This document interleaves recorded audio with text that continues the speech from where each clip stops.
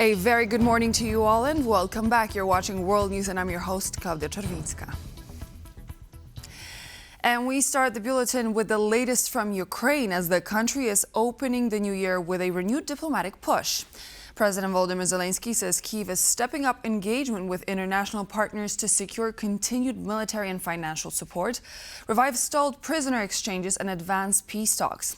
A series of high-level meetings involving EU, NATO and allied security officials is set to take place in the coming days.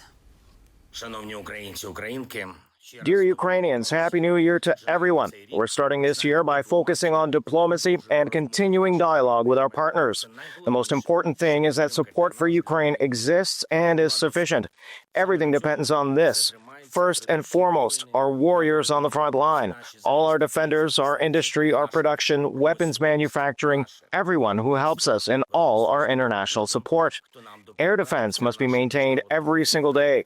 Ukraine needs missiles for air defense daily. The same goes for funding weapons, drones for our army, unmanned ground systems, and all necessary equipment. Maximum activity is required on all fronts. The same applies to ensuring that negotiations move forward in all aspects on every track.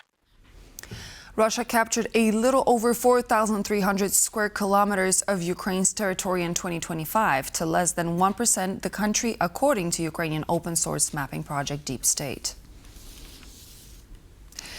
In a year-end report published on January 1st, DeepState estimated Russia captured 0.7% of Ukraine's territory over the past 12 months, calling 2025 a difficult year for Ukraine's defense forces. Most of the territory seized by Russia were in the Donetsk region, 78% of which is now under Moscow's occupation. While Luhansk is now nearly entirely occupied, Russia made marginal gains in the Zaporizhia region and hardly any in the Kherson region. DeepState reported that those advances were modest, as Russia captured approximately 75% of the Zaporizhia region, up slightly from about 73% at the end of 2024, and only 72% of the Kherson region remains occupied. In total, Russian forces have captured just over 116,000 square kilometers since 2014.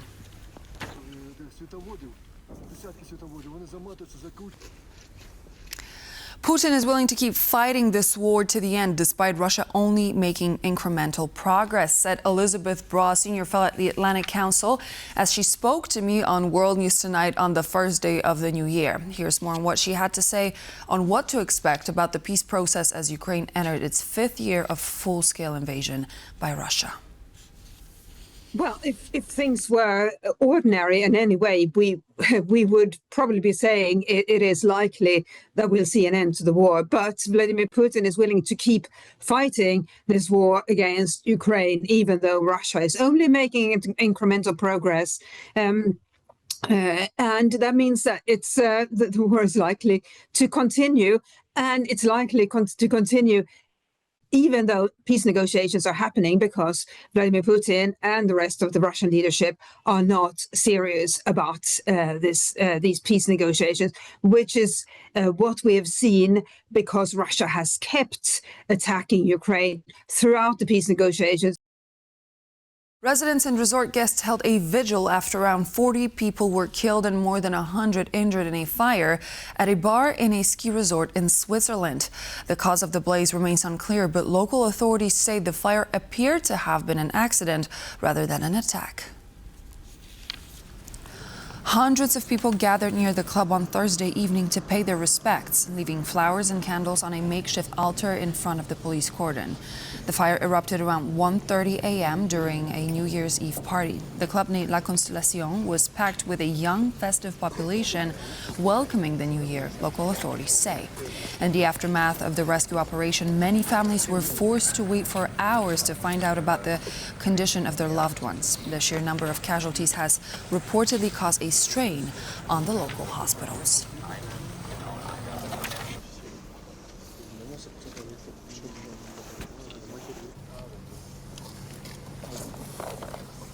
And in response to that fatal tragedy that took place in the crowded bar during a New Year's Eve party in the upscale Swiss ski resort, world leaders, among them European Commission President Ursula von der Leyen, expressed her condolences for those who are affected by the blaze. deeply saddened by the fire in Crans-Montana. My thoughts are with the victims, their families, and all those affected. We are liaising with Swiss authorities to provide medical assistance to the victims through the EU Civil Protection Mechanism. Europe stands in full solidarity with Switzerland. Time to revisit the topic of the Fidberg vessel, a cargo ship suspected of damaging undersea telecommunications cables connecting Estonia with Finland and Sweden. Its 2 crew members have been arrested by the Finnish authorities. The vessel was detained near Helsinki on December 31st, a few hours after the suspected attack. The suspected sabotage took place in Estonia Economic Zone after Fidberg allegedly dragged its anchor across the seabed. The vessel was sailing under the flag of St. Vincent and Grenadines and was heading to Israel from Russia. Risto Lohi, the commissioner leading the investigation, points out the incident resembles previous cases of undersea cable damage in the region. In December 2024, the tanker Eagle S, sailing from St. Petersburg with its anchor down, damaged undersea telecommunications cables between Estonia and Finland. The case against the ship's officers was later dismissed after a court ruled Finland lacked jurisdiction because the alleged offences took place in the country's economic zone, where criminal jurisdiction is limited rather than in its territorial waters. The Fidberg crew's defence has reportedly been taken up by the same lawyer who handled the Eagle S case.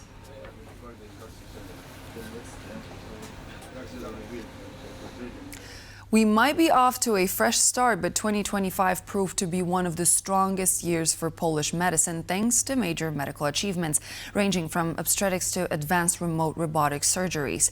There were so many breakthroughs that we decided to collect them all in one place to show you a bigger picture of the most important medical developments of the past year. Anastasia Yanchenko has this breakdown. Polish surgeons have become European pioneers in long-distance telesurgery. This year alone, procedures were carried out remotely between Warsaw and Donetsk, Warsaw and Belgium, and even Warsaw and Tashkent, covering distances of more than 4,000 kilometers. The surgery that I performed, it was radical prostatectomy. So the patient is 60 years old with prostate cancer. So via telesurgery, we have removed the prostate. And what is very impressive, that the delay between Warsaw and Tashkent was only 100 milliseconds. Polish medical professionals have advanced their robotic techniques in oncology, especially for treating endometrial cancer. This disease is a growing global health concern, causing around 2,000 deaths annually in Poland and ranking among the leading causes of cancer-related death in women. To fight the disease, doctors now use Da Vinci robotic systems, allowing patients to recover faster and with fewer complications. And we did almost roughly 200 cases of endometrial cancer using robotic technique, which has a very big advantage. The patient, it's like a maximized oncological surgery with less trauma for the patient. Means that she can be discharged the next day from the hospital. The robot acts as the surgeon's hands, eyes and voice. Surgeons operate from a console in the operating room, controlling the robot's arms and precisely maneuvering instruments inside the patient. You can clearly see almost each vessel. You can calculate each vessel. So that's the biggest advantage. Polish doctors also made major progress in removing sizable tumors, a serious health issue for many women. In Warsaw, surgeons successfully removed more than a 60-kilogram ovarian tumor from a patient. It was a young woman, 24 years old, with such a huge cyst with a diameter of 40 centimeters. Polish doctors are making major advances in saving lives, including those of patients who have not yet been born. These breakthroughs have helped many cases of serious fetal abnormalities, especially when it comes to twin pregnancies. We use the laser to cut the connections in placenta, which are the cause of this very dangerous syndrome with a high mortality rate. And after these laser procedures, we can improve the conditions and the babies can survive. In cardiology, Polish doctors are now using a new multi-port surgical robotic system. The first procedure was performed by Professor Piotr Suwalski of Warsaw's National Medical Institute, making him the first doctor in the world to use this technology during cardiac surgery. Altogether in Warsaw, surgeons have carried out around 650 robotic surgeries across various medical specialties. To see how technology is moving forward is actually, you can count it in months now, not in decades, that every half a year you can see a new robot. We perform the biggest volume of cardiosurgical robotical procedures in Europe, not only in Poland, but in Europe. Polish medical professionals say they do not plan to stop at these achievements and aim for 2026 to follow suit. Anastasia Yanchenko, TVP World. And now the latest from Iran. Several people have reportedly been killed amid large-scale protests over worsening economic conditions. Protests have taken place in numerous provinces of the Islamic Republic. In some places, they escalated into violent riots and clashes with law enforcement. Iranian shopkeepers started the demonstration in reaction to rising prices and sharp currency slide. Amid the riots, the authorities in Tehran declared an impromptu bank holiday, closing schools, banks, and public institutions, saying the directive was due to the cold weather and the need to save energy.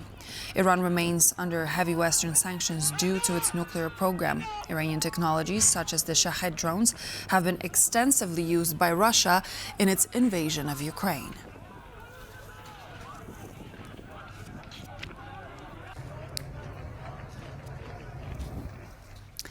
With the 2026 carnival season just around the corner, communities across Europe are getting ready to celebrate in their own distinctive ways. Let's take a look at some of the most colorful and unique carnival traditions from around the continent. Enjoy.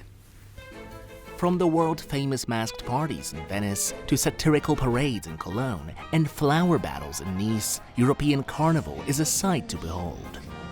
Every year, the darkest days of winter are filled with joy and dance.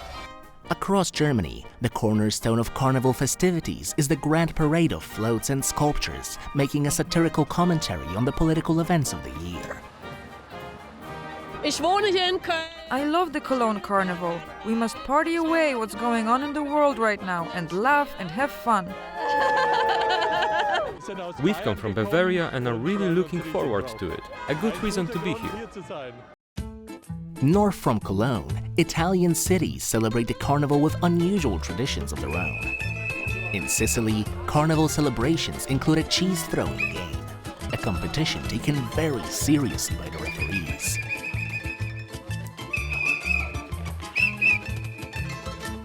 In the northern city of Ivrea, the locals stage a fierce battle, armed in locally harvested oranges. It's a way to unwind, and the fact that it attracts a lot of people is a positive thing. It's a good way to unwind for 3 days. The atmosphere in the square is amazing. It's something everybody must experience once in a lifetime. In the Spanish city of Alsasua, the locals go a step further with their celebrations. A crowd of half-man, half-bull creatures run through the city causing mayhem in a centuries-old ritual with the themes of rebirth and purification. It's essentially a mythological being from Alsasua that roams around frightening people and was known for mistreating women and witches. Allegedly, it would engage in abuse against them, with people screaming and stained with blood. Across Europe, carnival remains a moment when society steps outside itself. When power is mocked, fear is confronted, and everyday rules are joyfully undone. These rituals remind communities of something deeply human, the need, at least once a year, to lose control, together, before returning to the world as it is. And so this would be all the latest news for now. Thank you for joining me. I'm Klaudia Czerwińska, and I hope to see you back here on top of every hour for a portion of some of the latest news. See you there.